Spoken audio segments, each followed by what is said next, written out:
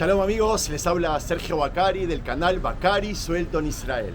Y este es el segundo video de una serie que comenzó ayer acerca de la vida en tiempos bíblicos. Lo que ven detrás mío es un manantial en la ciudad de Nazaret, que según la fe y la tradición cristiana solía venir María, Miriam, la futura madre de Jesús, a retirar agua. ¿Quién sabe cuánta historia tiene este lugar y cuánto que representa para el cristianismo? ¿Y por qué estoy aquí? Porque el tema de hoy va a ser sobre la época de Jesús. Y en temas, si ayer hablamos temas macros que tenían que ver con el monoteísmo, cómo pasamos a ser de nómades a sedentarios, hoy vamos a hablar más de la vida cotidiana, de cómo se vestían, por qué usaban turbantes en la cabeza, de qué trabajaban. Y vamos a tocar además un poquito el tema de la mujer, el que vamos a desarrollar en el próximo video. Amigos, no voy a hacer un viaje turístico como el que todos suelen conocer, en la Basílica de la Anunciación, en la sinagoga cristiana y todos esos lugares que ustedes deben conocer por turismo o por fotos. Yo me voy a meter muy auténticamente por aquellas callejuelas que tienen más de 2000 años de existencia y por las cuales, no supuestamente, por seguridad, solía caminar Jesús, solía jugar con sus amigos, solía salir a hacerle los mandados, las compras a sus padres y todo eso. Yo los voy a llevar a caminar, ustedes apliquen la imaginación y mientras presten atención al relato, que el de hoy es apasionante. Gracias por participar. Empecemos.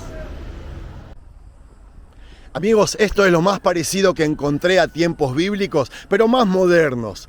Estamos en Nazaret, en la ciudad en la que se crió Jesús, y este es el lugar que elegí para transmitirle los próximos puntos. Hoy serán 4, y el primero es sobre las clases sociales. Les quiero contar de que en el aspecto socioeconómico, en la época de Jesús, por dar un ejemplo, por lo general no existía la clase media. Solo habían 2 estratos sociales sin tomar en cuenta a los esclavos: los ricos y los pobres. Los ricos eran poco en números, pero muy poderosos. Eran conservadores en temas religiosos y también en los asuntos políticos. Generalmente pertenecían al grupo de los saduceos, quienes eran los grandes comerciantes y además los terratenientes. Varios de ellos eran ancianos, miembros del Sanedrín. Los sacerdotes jefes de familia eran integrantes de la aristocracia que vivía a 120 kilómetros de acá en Jerusalén y pertenecían a unas 16 familias aproximadamente. Era gente muy rica, con los grandes ingresos y poder que producía una religiosidad y culto montados en una relación al templo. Eran además los principales administradores del tesoro y esta administración llevaba un dominio usufructual, porque se aprovechaban de todas sus rentas. Sí, amigos, hay que decirlo. También hay que decir que las familias de los sumos sacerdotes se encontraban entre las más ricas del país. Con todo eso, la mayor parte de la población estaba compuesta por gente pobre, entre quienes se encontraban los jornaleros, por ejemplo, aquellos asalariados que ganaban el sustento con su trabajo. A ellos se les pagaba un denario más la comida por cada día de trabajo, sol a sol. Estaban los escribas, que no tenían un oficio concreto ni ejercían el comercio. Como la enseñanza de la ley debía ser gratuita, estos escribas eran generalmente pobres y vivían de las ayudas que recibían de sus seguidores, de la hospitalidad espontánea que les ofrecían y de las invitaciones a tomar parte en los banquetes celebrados en otras casas. Cuando yo leo el Evangelio, él dice acerca de ellos, y les leo: guardaos de los escribas que gustan pasear con amplio ropaje, ser saludados en las plazas, ocupar los primeros asientos en las sinagogas y los primeros puestos en los banquetes. Ellos son aquellos que devoran las casas de las viudas y por pretexto hacen largas oraciones. Como les dije, estaban también los esclavos, que la mayoría de ellos estaban en el palacio de Herodes y venían a ser como criados domésticos, no libres, por supuesto. Los judíos solo podían ser esclavos durante 6 años y si el dueño no era judío, el esclavo debía ser rescatado por sus parientes.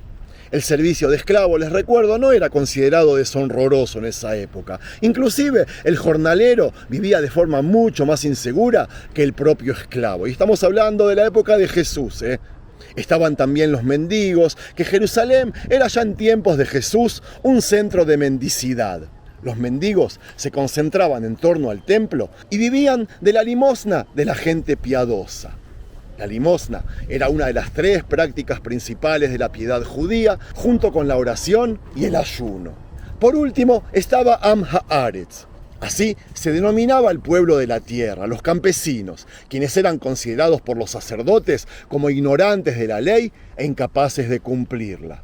La clase media prácticamente, como les dije, no existía en todo Israel y la poca que había estaba concentrada en Jerusalén. Pertenecían a ella pequeños comerciantes, artesanos, propietarios de sus talleres y los dueños de las hospederías de Jerusalén que recibían a todos los peregrinos de la tierra 3 veces al año como mínimo. Amigos, quiero hablar ahora sobre la alimentación, que vendría a ser el 9º punto de la serie. Y les quiero contar de que la familia campesina tenía que trabajar arduamente para poder vivir.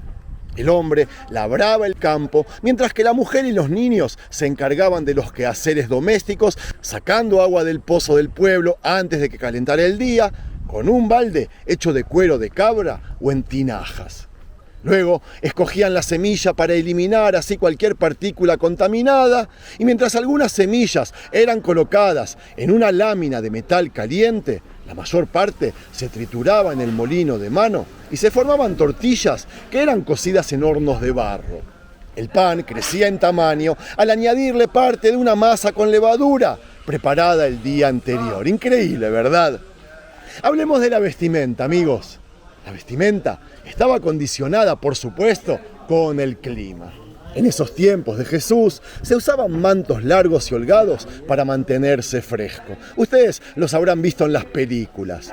El tipo de tela, lo que sí les cuento, determinaba la riqueza y el estatus social de cada persona. El campesino usaba un delantal o una túnica y además un manto. La túnica del hombre era blanca y llegaba hasta la rodilla, de manera que para trabajar o correr había que recogerla alrededor de la cintura, lo cual se conocía como cenirse los lomos. La túnica de la mujer era parecida, pero más adornada y colorida, como siempre. El manto externo era largo y de lana, con franjas alternadas de tonos color café, partidos desde los hombros y hasta los brazos. Como la mayoría de los telares judíos medían tan solo 1 metro de ancho, se cosían juntos 2 pedazos de tela para así poder lograr la longitud deseada. Eso sí, había una túnica inconsútil, la de Jesús, que era la excepción de todas. Y sí, era vestida aquí en Nazaret. Los ricos podían darse el lujo de poseer telas teñidas en brillantes colores y usaban una chaqueta corta encima de la túnica. A menudo la ropa era la señal de la profesión de la persona, como el sacerdote. Y si pasamos al calzado, les cuento de que el calzado del pobre, si es que lo tenía, era una suela de cuero atada al tobillo por una franja que pasaba entre los dedos de sus pies. Los más pudientes usaban zapatillas de cuero.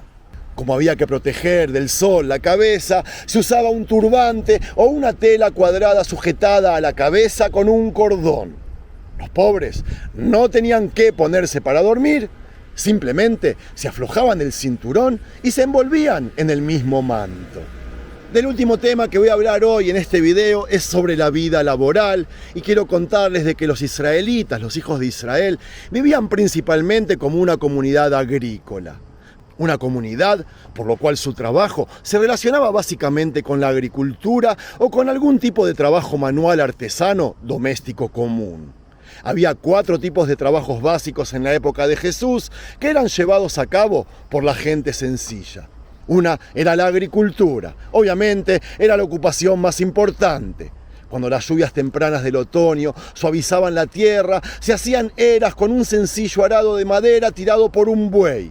La semilla se esparcía a mano y las lluvias tardías de la primavera producían la cosecha. Para cosechar se arrancaba la planta de cuajo, o si no, se cortaban los tallos con una hoz de madera en cuyo filo había aristas cortantes. Se llevaba el grano a un piso duro de tierra nivelada, llamado desgranador, en donde por las pisadas de los bueyes se separaba el grano de la paja. Cuando soplaba la brisa de la tarde, entonces se aventaba el grano con un gran tridente.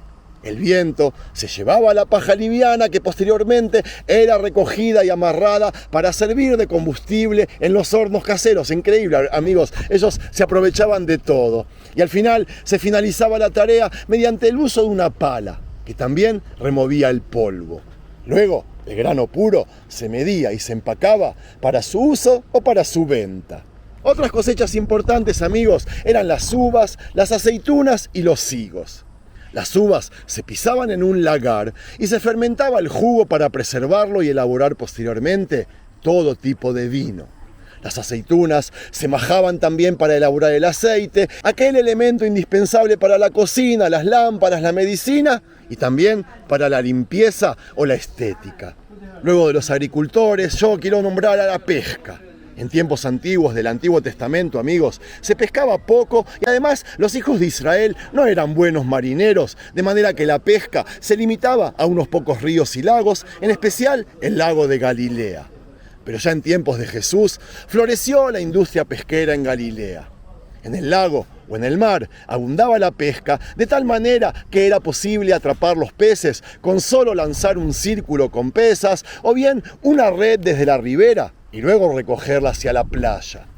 El procedimiento más corriente era el de suspender entre dos barcas una red barredera con pesas abajo y corchos por encima, atrapando así el pescado en un círculo de redes en medio del lago. Parte de la pesca, amigos, se vendía enseguida y el resto se salaba para su conservación. También se pescaba con un arpón y aún con cañas y cuerdas como en los tiempos de ahora. La tarea podía ser peligrosa porque a menudo se levantaban tormentas sin previo aviso, las cuales eran causadas, la mayoría de las veces, por los vientos fríos que bajaban de las laderas nevadas del Monte Hermón, o en otras ocasiones por las corrientes de agua caliente provenientes del lago, que se mezclaban con el aire fresco que cruzaba las colinas cercanas al Mediterráneo. Amigos, todos conocen el pastoreo, ¿verdad? Desde los primeros tiempos, el trabajo de pastoreo era también muy importante. Como el pastor tenía que alimentar y también proteger a su rebaño, viajaba a largas distancias, especialmente durante el caluroso verano. Todas las noches debía contar el rebaño y se acostaba en la puerta del corral, a la que denominaban la puerta de las ovejas. Él, el pastor, debía mantener una vigilancia constante por razón de los animales salvajes que aparecían en los bosques del Valle del Jordán, especialmente chacales y leones. El pastor normalmente tenía a su cargo un rebaño mixto de cabras y ovejas. A las cabras tenía que arrearlas, pero las ovejas iban detrás del pastor. Tanto la lana como el pelo de la cabra se usaba para fabricar ropa. Además, las cabras también daban leche y juntamente con el queso y la carne, tanto de oveja como de cabras, se convirtió en una importante fuente de ingresos para todos los pastores. Por último, les cuento que existía la artesanía. Aún en tiempos primitivos, amigos, sí, se practicaba todo tipo de artesanía doméstica. El carpintero, conocido por todos ustedes, el más famoso, estaba aquí en Nazaret, fabricaba y reparaba implementos agrícolas, tales como arados, rastrillos y desgranadores, para también elaborar los muebles básicos de cada hogar. Pero había poca madera, les recuerdo, porque en todo Israel no abundaban los árboles. Estaba el albanil, que sacaba la piedra caliza, que constituye la base del suelo de Israel, dándole la forma necesaria para los constructores. Estaba el alfarero, que usaba la arcilla para crear utensilios caseros, para la cual empleaba un torno manual o que funcionaba con los pies y un horno primitivo. Y estaba el curtidor, que también tenía una ocupación importante, pero él trabajaba fuera del pueblo, junto a algún río, por motivos del olor. Allí él elaboraba sandalias, cinturones y también los odres de cuero de cabra que se usaban para transportar agua, vino o aceite. ¿Qué me dicen, amigos? Mañana, el próximo video, el tercero de la serie, será sobre las costumbres y la vida social, el trato a la mujer, el divorcio y la relación entre la mujer y la religión judía. Si es que les gustó este video, no se olviden de regalarle un me gusta. Yo personalmente espero que se hayan sentido un personaje bíblico de los tiempos del Segundo Templo, caminando por aquí, por Nazaret, como lo hacía Jesús, sus padres, sus abuelos, sus amigos y toda aquella comunidad judía de hace 2100 años atrás. Shalom.